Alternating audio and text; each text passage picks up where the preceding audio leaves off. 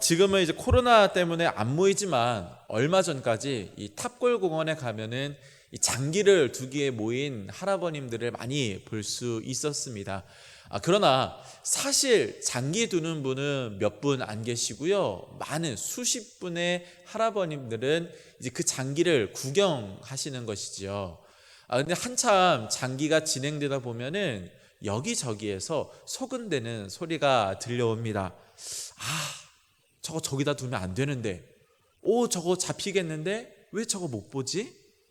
처음에는 수근대던 그 목소리가 점점 커져가고요. 나중에는 이렇게 놔라 저렇게 놔라 막 큰 소리로 이야기하기 시작합니다.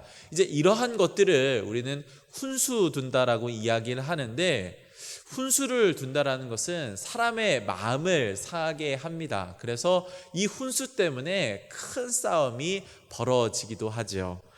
그러나 이렇게 해라 저렇게 해라 하는 그 훈수가 반드시 사람의 마음을 상하게만 하는 것은 아닙니다. 6살짜리 아들이 블럭 쌓기를 하고 있는데 원하는 대로 되지 않는지 자꾸 이 블럭이 넘어가게 되고요. 그 모습을 보면서 이제 마음대로 되지 않자 아이가 굉장히 속상해합니다. 그때 그 모습을 본 아이의 아버지가 찾아와서 이렇게 놓아라 저렇게 놓아라 이야기를 합니다. 심지어 직접 그 블록을 같이 만들어 가면서 이렇게 하는 거야 라고 보여주지요. 자, 이 모습 보면서 누가 훈수두는 아버지라 해서 비난할 사람이 어디 있겠습니까? 오히려 정말 아이를 자상하게 돌보는 좋은 아버지라고 칭찬하겠지요. 자, 탑골공원에서 훈수두는 할아버님들, 그리고 아이의 블록놀이에 훈수두는 아버지, 이 둘의 차이는 어디에 있을까요? 여러 가지가 있다라고 할 수 있겠지만 가장 중요한 차이는 바로 사랑하는 마음으로 이야기하는 것이냐, 바로 사랑하는 중심의 차이가 있다라는 것입니다. 그렇기 때문에 오늘 사무엘에게 훈수두고 있는 그 하나님, 그 하나님의 모습이 우리에게 감동을 주는 것도 이러한 이유에 있다라고 생각합니다. 지난주에는 사울이 이 아말렉 전투에 대한 말씀을 우리가 함께 나누었습니다. 구조적으로 보았을 때 이 사울의 아말렉 전투는 굉장히 중요한 의미를 가지고 있습니다. 이제 이 아말렉 전투를 통해서 8장에서부터 15장까지 이어진 이 사울 왕의 이야기라고 하는 하나의 단락이 끝이 나는 것입니다. 자, 이 사울 왕의 단락이 끝나면서 이 사울 왕은 주인공의 자리에서 주연의 자리로 밀려나게 되고요. 이제 새로운 주인공의 자리에 또 다른 왕이 등장하게 됩니다.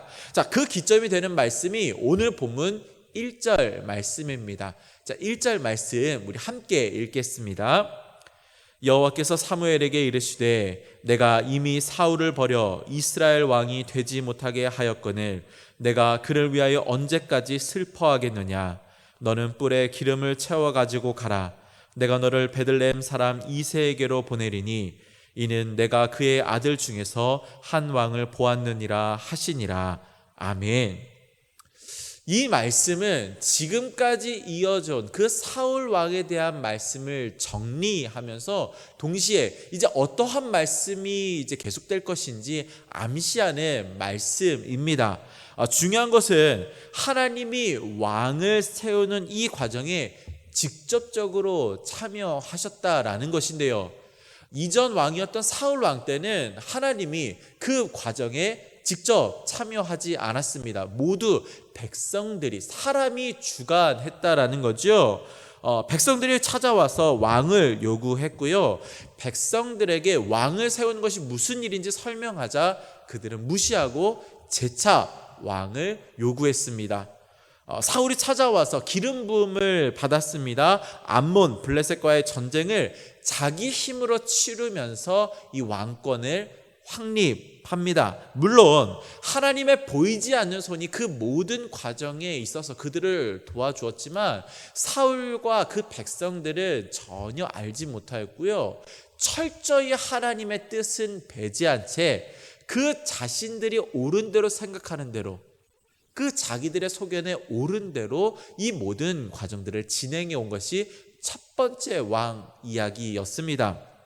그러나 이 다음 왕을 세우는 과정에서요, 하나님은 시작부터 직접적으로 개입하셔서 그 모든 과정을 진행을 하십니다. 자, 다음 왕에게 기름 붓기 위해서 사무엘을 이제 그에게 보내게 됩니다. 자, 제비를 뽑았던 사울 왕 때와 달리 이번에는 소상하게 말씀하십니다. 베들레헴 사람 이새의 아들 중에 한 사람, 이렇게 직접적으로 말씀하십니다. 또한 두려워하는 그 사무엘에게 이 사울의 눈을 피할 수 있는 방법까지 일러주십니다.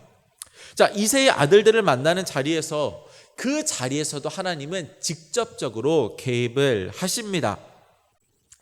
자, 이새의 첫째 아들 엘리압이 딱 등장을 하자 사무엘은요, 단번에 그가 왕으로 삼은 하나님의 택한 사람이라는 것을 그는 진작하게 되었습니다. 왜냐하면은 이전 왕이었던 사울과 같이 그는 외모가 준수한 사람이었고, 아마 키도 어깨보다 더 높이 있었던 그 사울과 같이 키도 큰 사람이었을 것 같습니다. 자, 좋은 외모를 가지고 있었기 때문이고요. 또한 엘리압이라고 하는 그 이름, 하나님은 나의 아버지다 라고 하는 그 이름 역시 이스라엘의 왕으로 삼기에 아주 적합한 이름이었습니다. 그래서 그 엘리압을 보는 순간 어쩌면 사무엘은 기름병을 주섬주섬 찾고 있었는지 모릅니다. 그러나 하나님은 기름병을 꺼내려는 그 사무엘을 제지하시면서 이렇게 말씀하십니다. 자, 7절 말씀. 여호와께서 사무엘에게 이르시되 그의 용모와 키를 보지 말라. 내가 이미 그를 버렸노라. 내가 보는 것은 사람과 같지 아니하니 사람은 외모를 보거니와 나 여호와는 중심을 보느니라 하시더라. 아멘. 이전 15장까지 단 한 번도 언급되지 않았던 왕의 기준이라는 것이 오늘 본문을 통해 등장하고 있습니다. 자, 하나님이 생각하시는 왕의 기준, 그것은 무엇이냐? 바로 중심이라는 것입니다. 그의 마음이 왕을 삼는 기준이라는 것이지요. 사울은 외모라는 기준에서는요, 아주 왕으로서 훌륭한, 아주 적합한 그런 기준들을 가지고 있었습니다. 보이는 외모도 훌륭했지만 백성들을 모으는 카리스마나 리더십이 있는 사람이었고요. 또 군대를 편성하는 행정적인 능력까지 갖춘 사람이었습니다. 그들이 그렇게 부러워했던 다른 나라들의 왕과 비교해서 전혀 부족하지 않은 훌륭한 왕이었습니다. 그러나 이스라엘 왕은요, 이방의 다른 나라들과는 조금 다릅니다. 차이점이 있죠. 바로 이스라엘이라고 하는 그 나라는 왕이 다스리는 나라가 아니라 하나님이 다스리는 나라라는 것입니다. 그러하기 때문에 이스라엘의 왕은 사람들의 기준에, 사람들의 뜻에 합한 왕이 세워지는 것이 아니라 바로 하나님의 뜻에 합한 왕이 세워져야 한다라는 것입니다. 그래서 하나님은 그 자리에 참석한 그 출중한 외모의 7 아들들을 모두 통과시키고요. 그리고 초청받지 못한, 이름도 없이 그저 막내라고 불리는 8번째 막내 아들을 기다리십니다. 그는 이제 겨우 17살이었습니다. 왕으로 세울 만한 준수한 외모도 없었고요. 군사적인 능력이나 그런 것들 역시 전혀 알려지지 않았습니다. 그러나 그는 한 가지, 하나님이 세운 그 왕의 기준, 바로 중심이라는 기준에서 그는 아주 적합한 사람이었습니다. 그래서 하나님은 그를 그 양을 따르는 데서 불러내요. 기름 부어 왕으로 삼는데 그가 바로 너무나 잘 알려진, 또한 우리가 너무나 사랑하는 다윗 왕입니다. 오늘 새로운 왕을 세우는 말씀을 통해 우리의 삶에 적용해야 할 점은 바로 이것입니다. 자, 스크린을 보고 함께 읽겠습니다. 함께 읽겠습니다. 하나님은 중심의 진실함을 지닌 사람을 사용하신다. 아멘. 모든 사람에게는 하나님이라고 하는 절대자에게 선택받아서 그에게 쓰임받고 싶어하는 그러한 마음들이 있습니다. 그래서 여러 신화에서부터 요즘 나오는 판타지 영화들까지 평범했던 한 인물이 갑자기 절대자에 의해 선택을 받아서 세상을 구원하는 이제 이런 이야기가 널리 사랑을 받는 것이지요. 맞습니다. 하나님께서는요, 평범한 사람들을 택하여 그를 사용하십니다. 오늘 다윗도 그렇고 이전의 사사들이나 심지어 믿음의 조상이라고 했던 아브라함 역시 평범한 그 시대를 살아가는 아주 지극히 평범한 인물 중에 한 사람이었습니다. 그러나 하나님께서는 아무 기준 없이 그저 평범하다라는 이유만으로 선택하시는 분은 아닙니다. 바로 하나님의 기준, 중심, 그 마음의 중심의 진실함을 가진 사람만을 하나님께서 택하시고 사용하신다라는 것이지요. 중심으로 하나님을 얼마나 사랑하는지 또 얼마나 하나님의 뜻에 순종하는지를 보고 그를 택하시어 사용하신다라는 것입니다. 오늘도 하나님은 그 하나님의 구원 역사에 동참할 그 평범한 사람들을 찾고 계시는 줄로 믿습니다. 우리 세계에 직접 개입하셔서 그 한 사람을 찾고 계신다라는 것이지요. 여러분, 오늘 하나님이 찾으시는 그 한 사람, 바로 저와 여러분 되기를 간절히 소망합니다.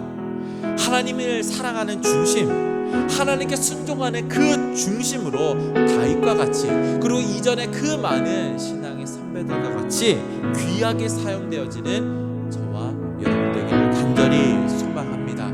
우리 시간 함께 찬양하시면서 하나님, 주님께서 찾으시는 그 한 사람 내가 되길 원합니다. 하나님 사용하시는 사람 내가 되길 원합니다. 이렇게 간절한 마음 올려드리길 소망합니다. 찬양의 열기 모두 끝나면 주 앞에 나와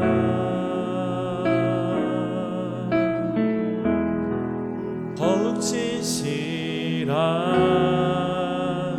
예배 드리네. 주님을 향한 노래, 이상의 노래, 내 맘 깊은 곳에 중심을 원하신 것, 화려한 음악보다 뜻없는 열정보다 중심을 원하시죠. 주님께 드릴 마음의 예배, 주님을 위한, 주님을 향한 노래, 중심 있는 예배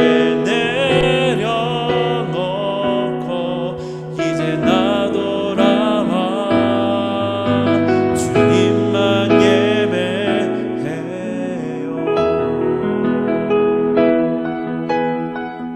우리의 마음을 주님께 올려드리며 함께 기도하겠습니다. 살아계신 하나님, 주님의 귀한 손에 붙들림 받아 하나님의 그 귀한 역사 위에 사용되어지는 인생 되기를 간절히 원합니다.